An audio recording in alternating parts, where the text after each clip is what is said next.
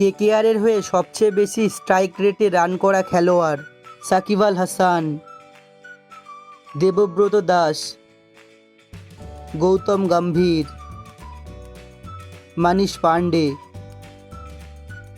Rahmanullah Gurbaz, Rahul Tripathi, Surya Kumar Yadav, Robin Uthappa, Yusuf Pathan, Nitish Rana, Ajinkya Rahane, Venkatesh Iyer, Shreyas Iyer, Dinesh Karthik, Chris Lynn, Chris Gayle, Rinku Singh, Angkrish Raghuvanshi, Sunil Narine, Andre Russell.